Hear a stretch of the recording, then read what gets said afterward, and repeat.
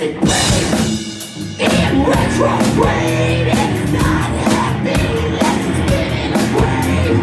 A big bill that never gets paid.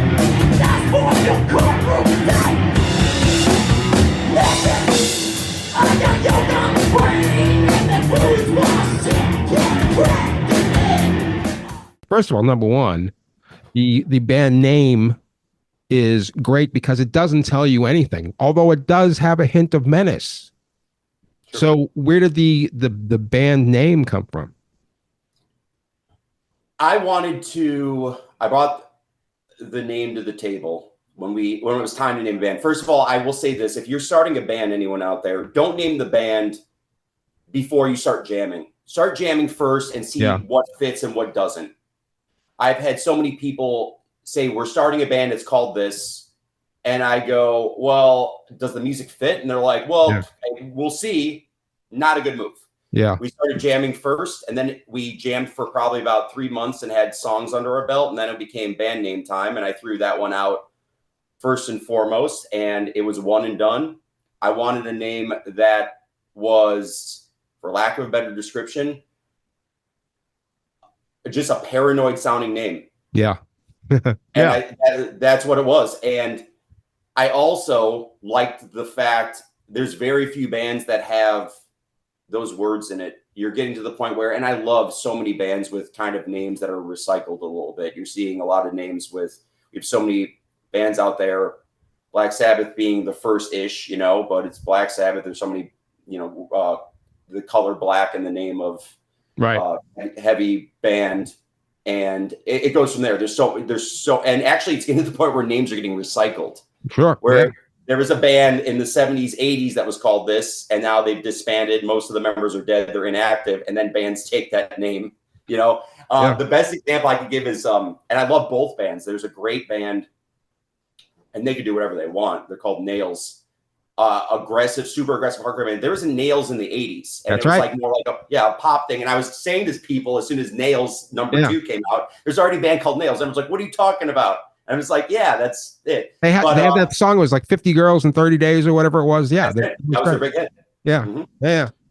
So that is totally happening. It was, and I like it as well because it was a one and done name, and we unanimously agreed. Yeah. That is what's cool about it, because we've been friends with so many bands who've had to change names at one point because it's too similar to whatever, or the name doesn't click, or the name is something that doesn't. This is the main thing I would say is people say, hey, we started this band, we weren't taking it seriously from the jump. Then we had some steam, we caught some steam, then we had to rename our band a more serious, marketable name. Right. Yeah. Right. Totally. But there you are. Your something is waiting, and nobody knows what that means right away. There's no genre attached to it. So you kind of have to listen to it first to figure out what it is. And I think that's a great move. I mean, it's a risky move in these days where, people give 15 seconds to a band before they move on, but I think it's a great band name. And now you kind of like, okay, well, let's brand this somehow. What's this sound like? And you came up with the new role, and you roll branding. Are people using it? Or is it catching on? Is new role? Are there other new role bands now, or what's happening with that? This is our third record that just came out. The first 2 records really were us establishing a sound. We had, for example, when we first dropped our band, we were friends with a dude. I told this story recently on a podcast, who was he's an A&R guy at a bigger label, like a heavy label. And he came to us right away and he goes, I know exactly what you're doing. I know what you're trying to do. You're being too ambitious. Don't do it. Yeah. It's going to be impossible to market this. And because of that, you're going to turn off a lot of, particularly the climate controllers, the labels, the magazines, stuff like that. Yeah. And I mean, when I heard that, I got turned on to do it more, to be honest with you. Right. When writing music, I'd rather die on my feet than live on my knees with this shit. And we eventually had to get to the point where, when we carved out this sound and we said, we're going full force in that direction, we're just, headed, we're not deviating from what we've created. And again, I think we established on the first 2 records, we had to create sort of a nickname for it. And that's what came out. And I think it's pretty apropos. we have a heavy dose of, I mean, Chicago's the birthplace of it, for lack of a better description, new metal. And we have a huge dose of rock and roll, the swing, the, you know, for me, 80s hard rock is the best. That's the best time for rock music, you know, but obviously you hear, you know, a little bit of 70s in it as well. And what happened in the 90s a little bit, like more like the big production, you know, the Aerosmith records of the 90s come to mind, Alice Cooper, what he did in the 90s. But so we just had a cool nickname for it, and it's kind of caught steam as we would expect it, because it's an interesting thing, you know. It's just something you don't hear every day, you know. Absolutely.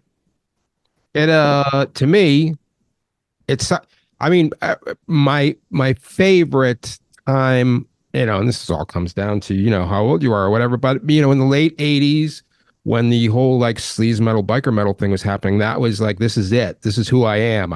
This is my tribe.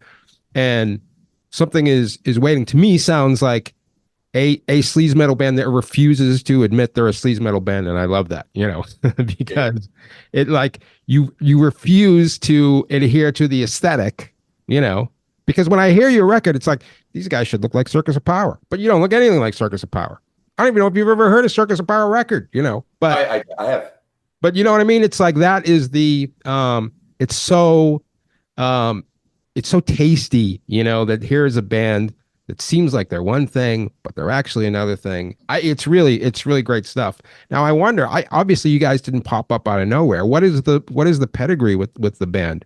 You're a 3-man band, and I'm assuming everybody was in bands before, right? No, I've been playing gigs since I'm in my 30s. I've been playing gigs since I was 15 nonstop. Our drummer and I were in our band together it would essentially be our high school band, and then we splintered off and did other projects, and they were all really successful. Our drummer in particular was in a project called, his name's Eddie Alexander, was in a project called Lone Wolf and Cub. They toured a lot, toured Europe. It was a big deal for a while. And they toured the United States a bunch. I was in a couple bands that particularly always in like kind of the noise rock genre, but also very metallic. Our, you know, guitarist Bill's been in a bunch of great bands. When we started the band, it was about 8 years ago. All the members, other than me at the time, were in other side bands. And then this one immediately started to see results, for lack of a better description. We got on the right shows. We got the right crowd reaction. We caught steam. And then as time went on, we started to lose those side projects. And we actually started off as a 5-piece. Wow. Okay. Actually, it was a 4-piece, then evolved to a 5-piece. We started to, for example, our the man who engineers our records, Pete Grossman, he was in the band. He started the band with us. We love him. He has a wife and 2 children. And when our schedule got sort of ambitious, where we were playing Tuesday nights and getting back at 4 a.m, that whole thing, it became, you know, we had to kind of part ways a little bit. But at the same time, he's still very much a member of our band. He engineers all our records. It's important. I had a conversation with a band named Bronson Arm recently, who were amazing. But they, I said to them straight up, and they 100% got it. If you're working with an engineer who doesn't know how you're supposed to sound, your band's dead. Yeah, you have to know. They have to know how to make it sound. He knows how to make us sound, and he's just as much part of the sound and what we're producing as the 3 members who were in it. Yeah. Coincidentally, we had a bassist at one point. His name's Eddie Paris. He does all our layouts for our artwork, our records. Mm-hmm. And that's important. That's important too, because our artwork has to be digested a certain way by the fan listening to it, particularly our record artwork. And we're a details band. Yeah. So he knows how to get that across. So everyone that we've worked with in this band is still kind of in a way. But as far as the touring lineup goes, we have a drummer, Eddie Alexander. Bill Fay is our guitarist / bassist. The short story is we're going to end up looking for another bassist, and we probably all collectively got nauseous because we have to jam with people who get what we're trying to put across, and that is a shallow pool, like 100%. You have to know, know the bands we're trying, you know, and the style. So we're like, we're going to start looking for someone, and we had some people kind of poke around and say, hey, you looking for someone? And then ultimately we played a show with a band from Chicago called Local H. They're a mainstream band. Yeah. Right. Yeah, sure. And Scott, their guitarist, runs through a bass cab as well. They're a two-piece band. And then I distinctly was next to Bill while watching their set. And I said, what about just doing that? And he had the prototype for our rig by maybe the next practice. And then he just kept evolving it to the point where we said, okay, we could produce this live. Yeah. And once we got that, you know, people will say this, which is the one thing you don't want to sacrifice is power or loudness on stage. Of course. Which is the only reason you should have a band that drifts into 4 or 5 people. It does pay off. But at the same time, the less opinions in a band room while writing, the better. So it was an addition by subtraction thing. And then we started to really kind of roll as a 3-piece. And we've been a 3-piece now for approaching half the lifespan of the band. So like about 4 years. Wow. Okay, cool. Now, I haven't seen you guys live, obviously, but the band sounds like they'd be pretty maybe violent or chaotic live, like some old AMREP bands or something. What happens live with you guys? We're probably, other than hardcore bands, I love the hardcore scene in Chicago. I've been around it forever. And so many great grind bands in the city of Chicago. As far as what we're doing, though, like a noise rock type thing, we're definitely the most aggressive out of any band you're gonna get here.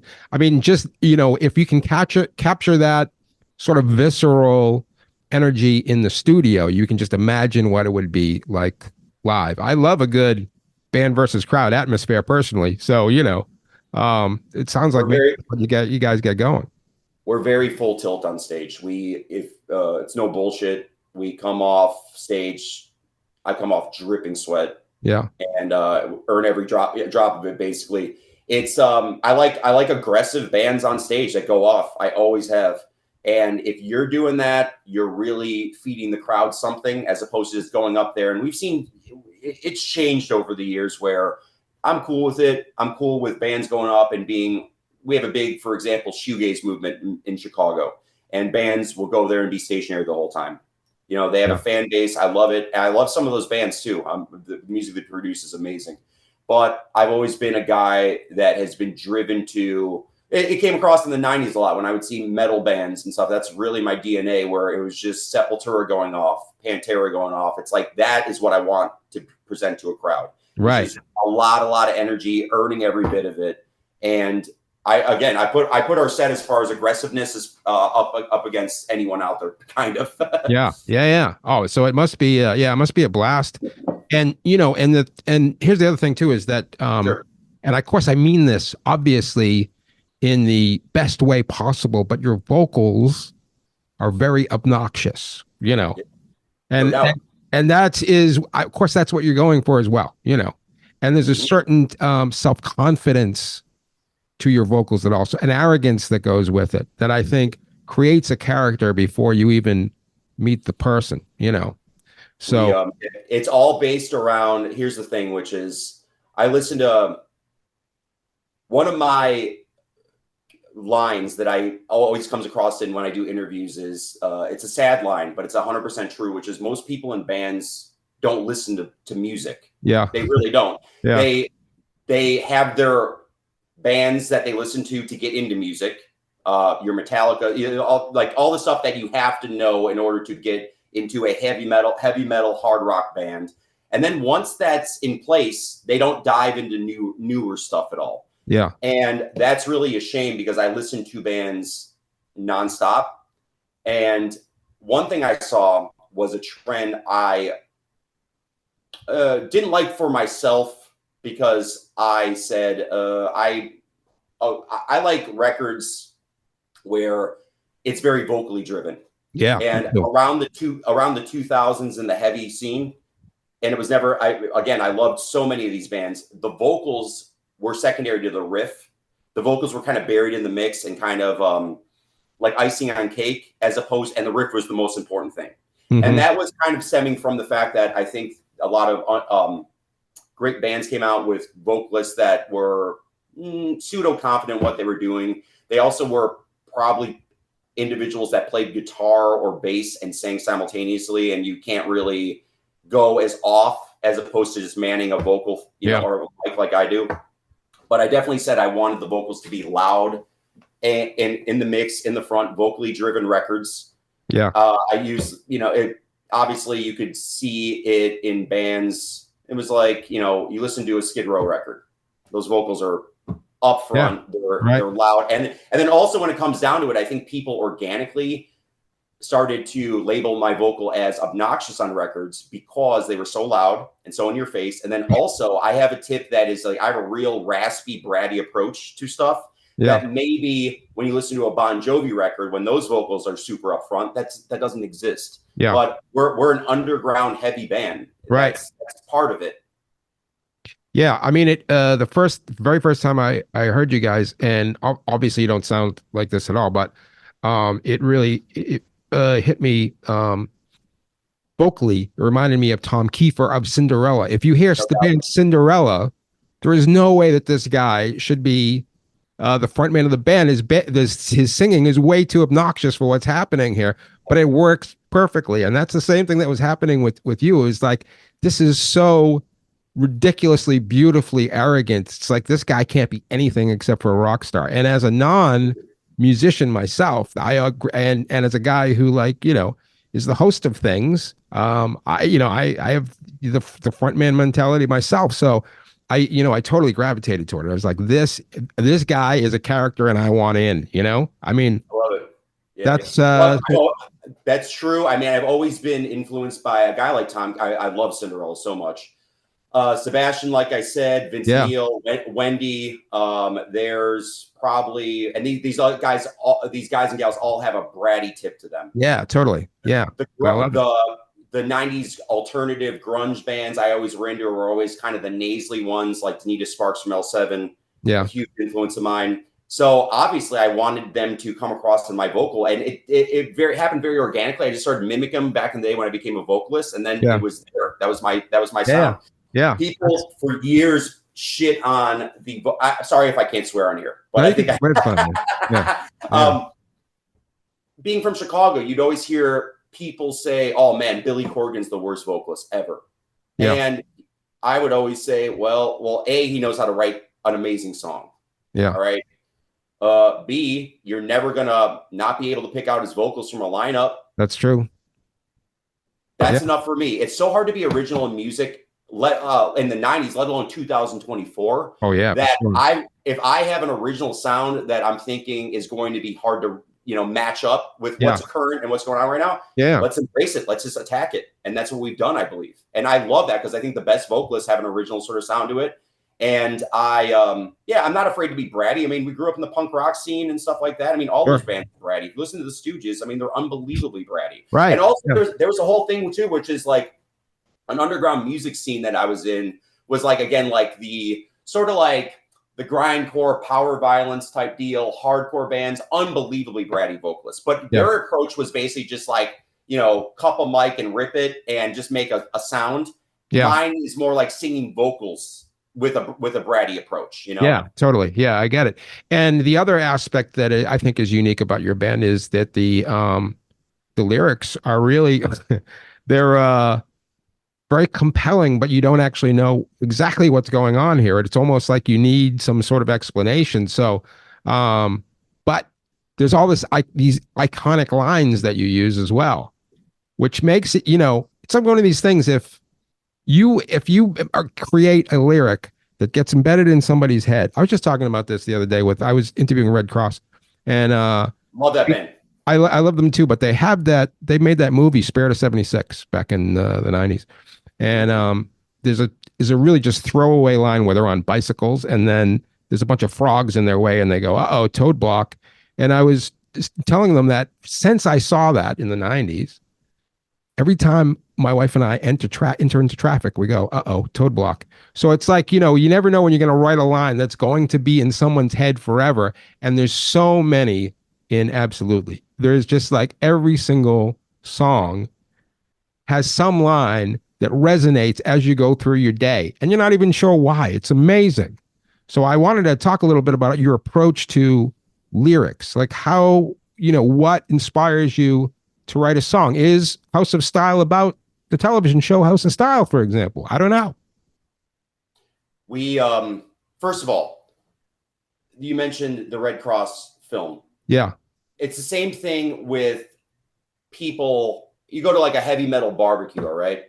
And we're individuals that were raised on the 90s VHS tapes where we're having a barbecue and we're citing lines from the Pantera home videos. Yeah. I mentioned Pantera earlier. Yeah. And it's just the dumbest shit at an impressionable age that resonates and sticks with you. And that's what is fucking classic. But ultimately, it's based on, I would say individualism. I'm a big wrestling fan, for example. And these catchphrases that the greatest of all time have stick with us forever. It's just, but the key is it has to be honest. It can't be something that's written by some writer backstage and they're trying to sell to you because you're like, that's not who that person is. And that honesty is what really gets us, and that realism. So I totally back that. First of all, if you're a band that kind of does your approach to vocals a certain way, where they're kind of buried or whatever, lyrics become very, very distant secondary. Mm-hmm. Yeah. If you're a band that has it in the forefront, it's vocally driven, you have to write lyrics. You have to be a writer, because if you say something that doesn't make sense or is all over the fucking place, then people are going to say your song sucks. There's no continuity.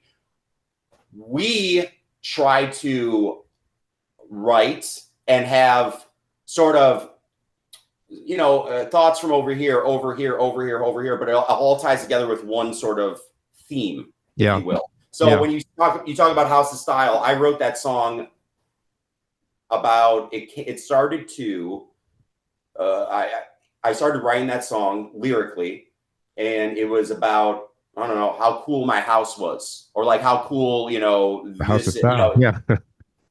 Okay. Then it evolved to something. It evolved to something about the theme of the song ultimately became about being comfortable in your own shoes. Yeah. And being unapologetic about it. Yeah. That's the second part is where people, I think, lose it. You hear a lot of people. It's funny. You have a bunch of podcasts of celebrities and stuff, right? And they're always saying like, "Oh yeah, I just go, shopping and I, dress up like nothing and look like shit, blah, blah, blah, and then I run into someone, and they're so self-deprecating about it. They're not just saying, yeah, that's how I roll. I mean, you got a problem with it, And it's more of that's always what I've gravitated towards, which is unapologetically themselves. Yeah. So that's where that came from. We could rip through that whole record and every song that we've done, and I could pretty much tell you exactly what the kind of theme was. When I started writing, I'm a person who very much values lyrics. I love wordplay. I love reading. I love writing. And also with writing lyrics, I look at it like a funnel where I'm sometimes writing five pages worth of lyrics, and then you're sifting through it and finding what's best. And then at the end you have this, it's refined.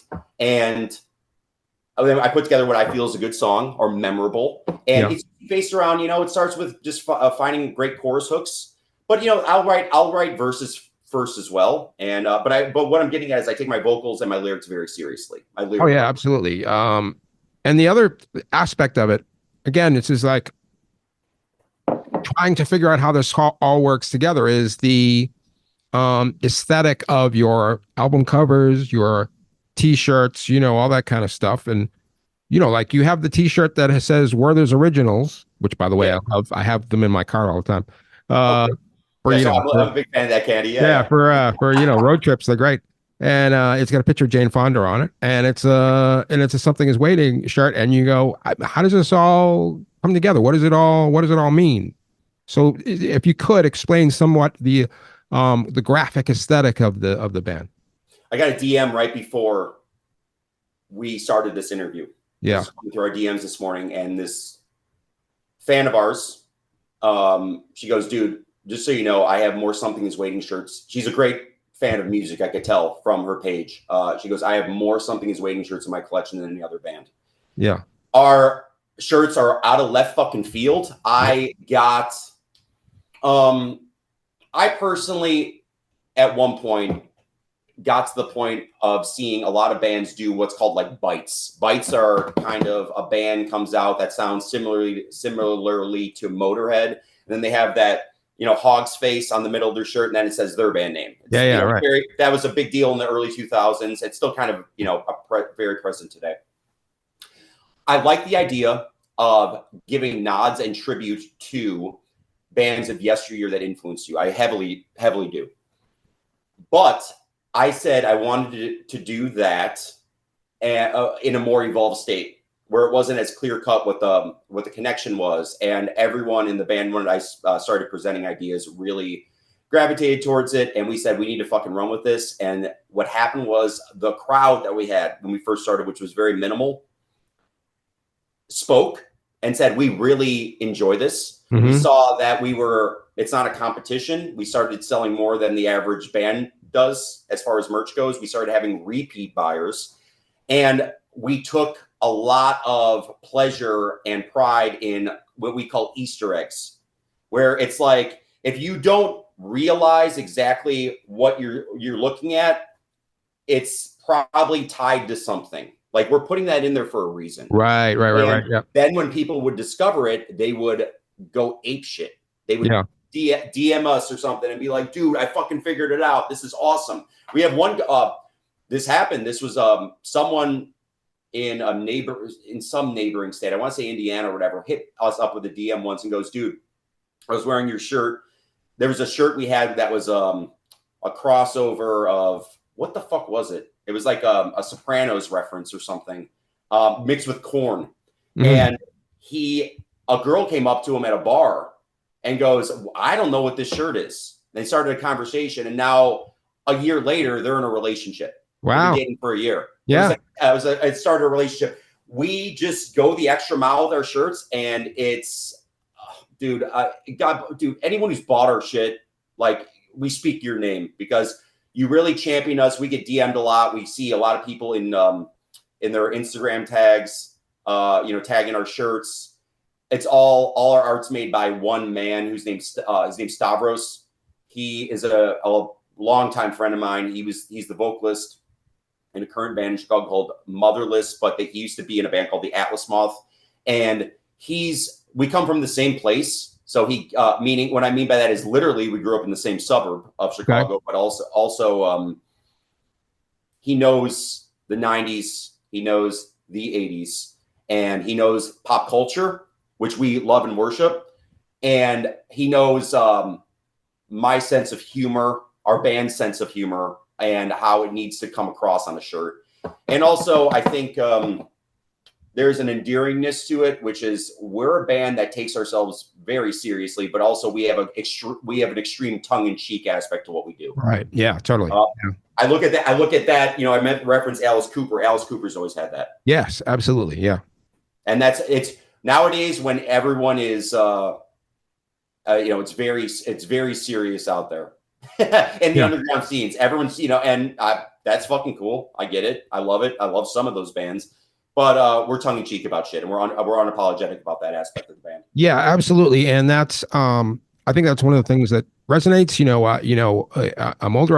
I was in my 20s in the 90s, and that's what a lot of 90s bands had, where they had a very nihilistic outlook, but tempered it with black humor. Yeah, I feel like that's what's happening. It's particularly with like the noise rock bands. So. No I think that you have a similar aesthetic to that. So I really gravitated to that. I mean, I think it's awesome. And our backbone is noise rock. I mean, and we were, listen, if all the AMRAP bands, everything they did was fucking sarcastic. Yeah. And that's part of our DNA heavily. I would say that the backbone of the band is noise rock. We play, it with every kind of, more the noise rock fests. When a bigger noise rock band comes through, usually the clubs in Chicago will hit us up to kind of feel it out when we play. But we also love the heavy metal side of it. And also that's very important, because I would say this, which is a shame on both the noise rock scene and shame on both the heavy metal scene, which is they don't like the cross. They don't intersect. Yeah, you're right. Yeah.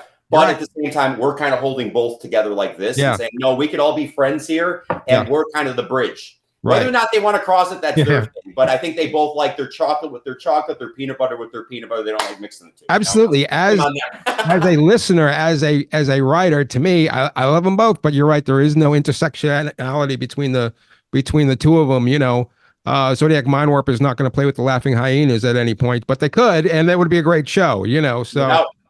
And that's, you know, and I speaking of Laughing Hyenas, I think that's when I did enjoy a lot of the noise rock the best, is when they all, not all of them, but a bunch of them tried to sign to major labels and kind of sell out, but still be themselves. You know, it's like Laughing Hyenas, Surgery, bands like that. I think that's what you guys would be great at, is getting signed to a major label, still being subversive, and but being able to bring this thing to, like, you know, some big place. And I hope that happens to you guys. But I wonder, you know, realistically, what success looks like to you at this point. We basically right off the bat, very close to our band's inception, we got signed to a label which is outstanding called Learning Curve in Minneapolis. Okay. This last release, they're actually, we're not playing it this year because we've played it fucking every year since its inception. But they're it's an amazing fest they run out in Minneapolis called Caterwall. It's a high-end noise rock fest. It's outstanding. Okay. We played it last year. It's open air. It's super cool. But they're, in my opinion, the best noise rock label in the game right now.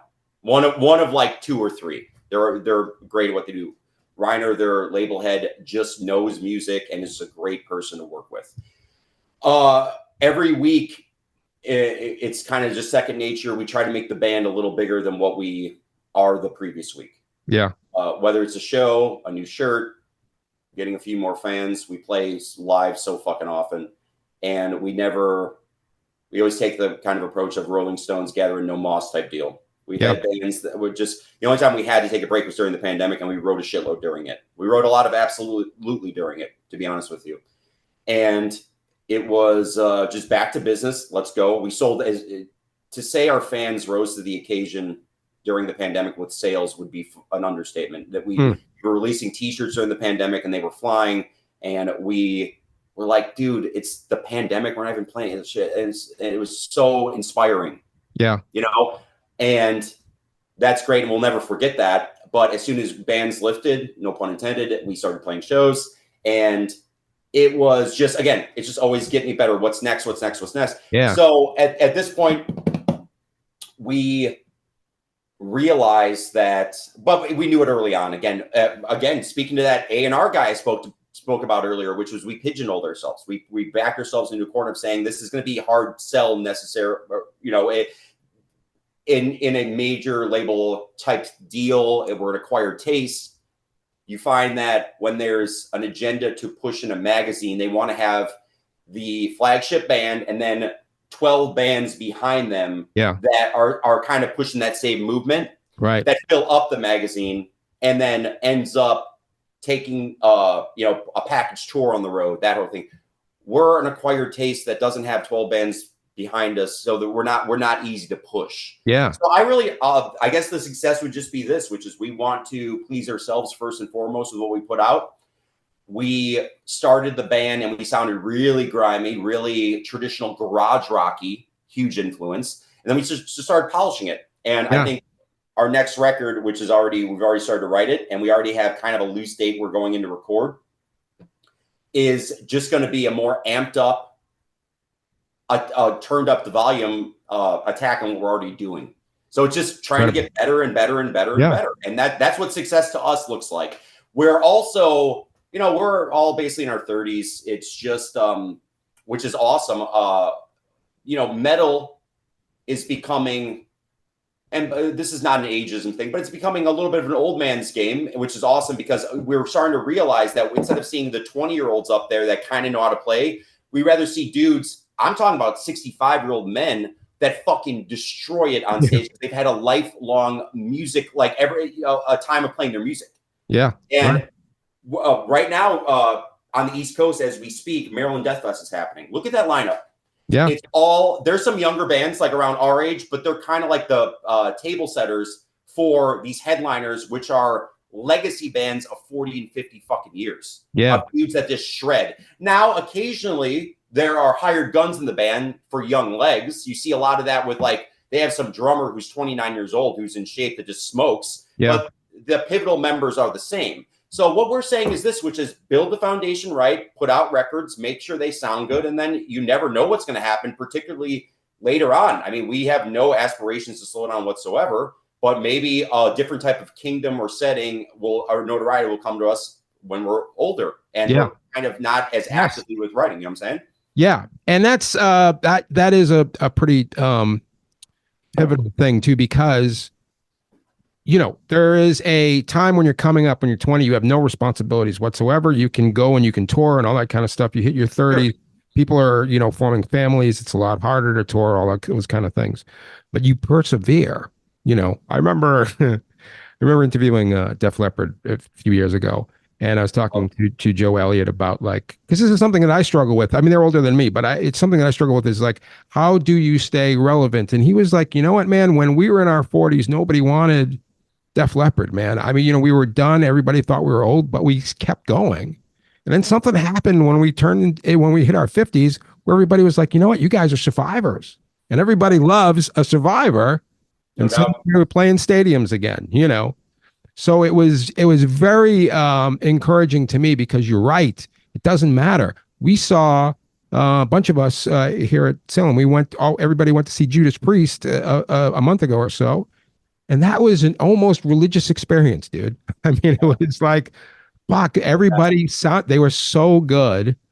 And, you know, Rob Halford's 73 years old, you know.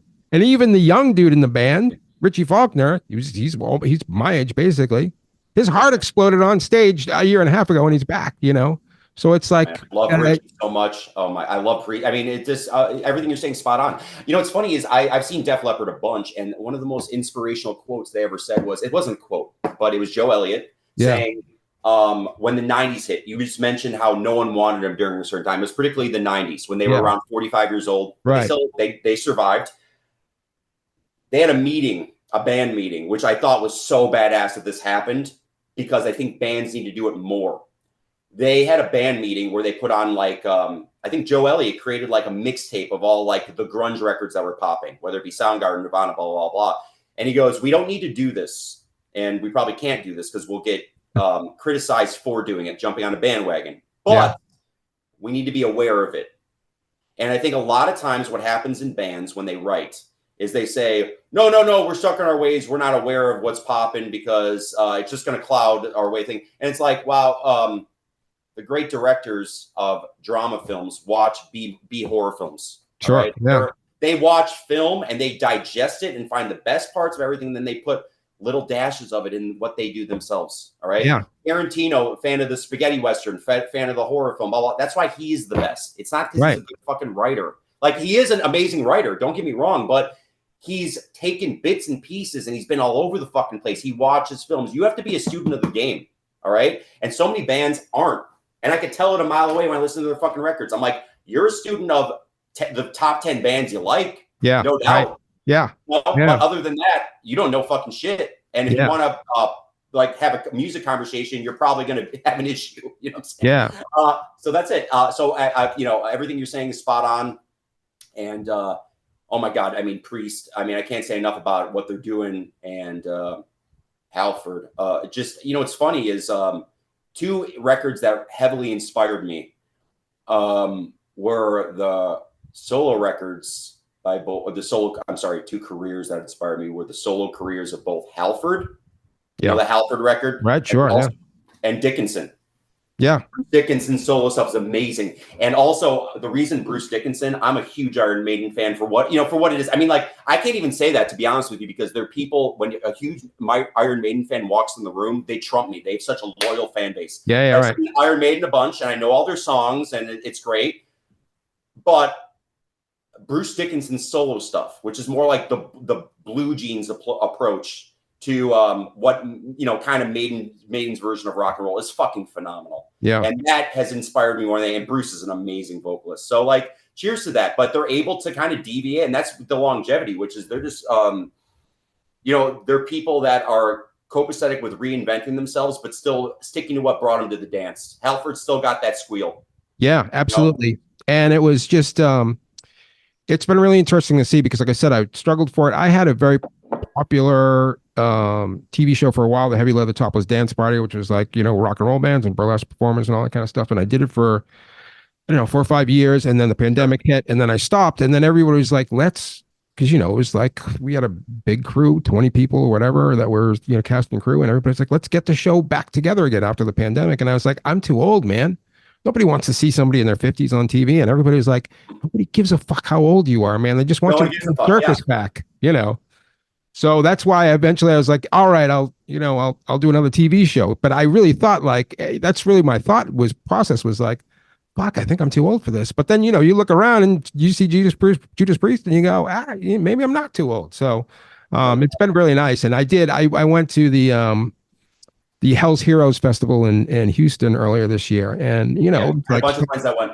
Sodom were the headliners. And it was just like, it was so many of these bands from the 80s, Destructor, all these bands who Tank, bands like I couldn't believe that I was seeing, and nobody gave a fuck how old they were. They were just happy to be there and happy to hear the music. And so that was a real turn on for me. And I think that bodes well for bands like yourself who like are playing the long game because, you can build this legacy. And at the end, maybe it'll take 20 years, but at some point, holy shit, everybody is a huge fan of these records. So, and honestly, the repeatability of your record, incredible.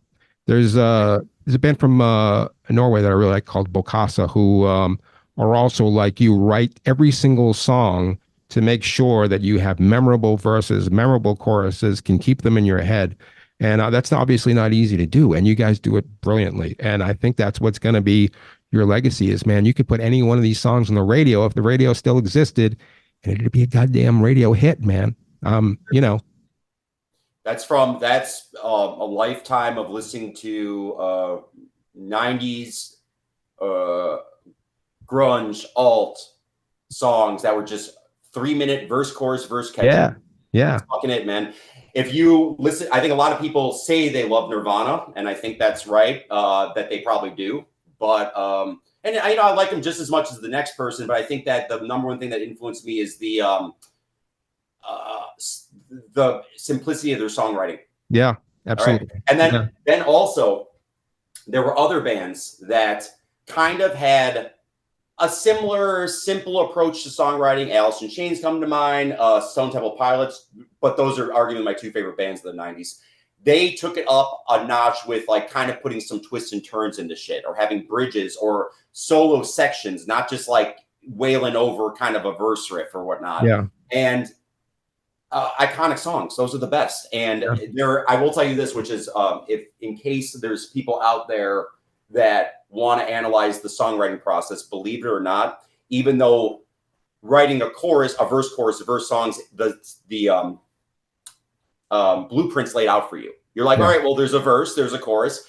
Those are songs that are so much harder to write than your song that I call like a riff, like a riff auction, where it's riff 1, riff 2, riff 3, riff 4, riff 5, right? And then it's like it goes from there, which are cool. Some bands are outstanding at that, but a verse, chorus, verse song that's memorable is exponentially harder to write.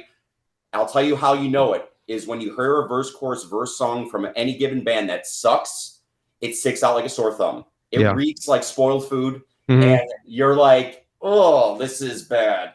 Yeah, good. And you can't wait for it to be over. When that verse, chorus, verse song comes that hits the mark, you're like, "I can't play it again. Let's go." Right? No, you're absolutely right. All the time.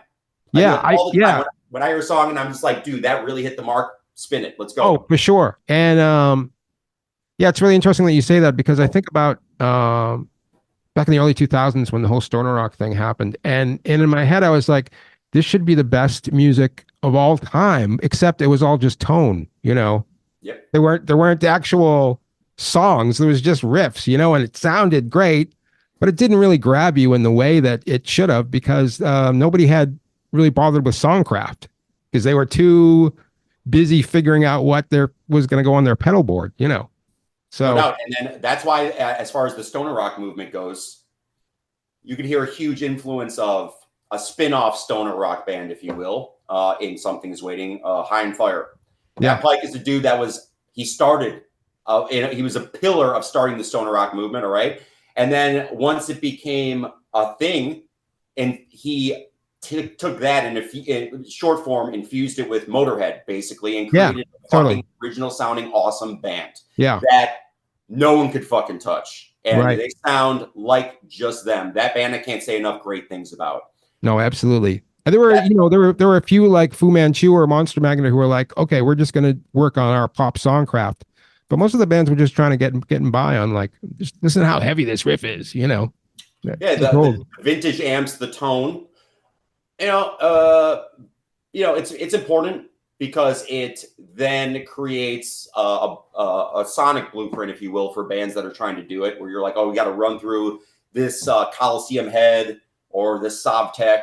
We have to have vintage gear. It has to be tube amps, all that shit. And it comes into play, and it's all valid. Yeah. But again, I will always say that if you're trying to carve out an original sound, that will always get you further, tortoise in the hair. That'll like get you, you'll end up winning the race that way, I would say. Where are you guys in the hierarchy of Chicago bands? Are you the headliners at this point? Where do you fit on the bill? Well, this, first of all, you learn at an early age in being in the Chicago music scene that even the bad bands are good. Yeah. All right. The scene, I'll put it up against, call it the underground heavy scene or whatever. I'll put it up against any scene. And we've been to a lot of them, like damn near all of them. All right. Brooklyn's outstanding. There's gem pockets. Like, for example, Louisville has a distinct sound out of all their bands. All right. And it's more like a heavy driven rock. There's an influence of that in all the bands that come out of Louisville. And that's amazing. Atlanta has a certain sound. Okay. Brooklyn has a thing going on, but Brooklyn's got a surplus of great bands. Chicago, again, every band whoops ass, and you will get your ass kicked, and you won't be a band soon afterwards if you suck. Mm-hmm. Right? That's just it. We vet bands relatively hard. We have a harsh sort of way of looking at everything. Okay. But, and all our clubs sound good. And that means something because when you go up on stage and people in the crowd can hear you, then there's no room for, they were just loud. It was blaring. You know what I'm saying? Like they will pick up on the nuances. So as far as hierarchy goes, I will say this, that we're basically up there. We get offered a lot of great shows. We do headline shows. We headline in Chicago more shows than we don't.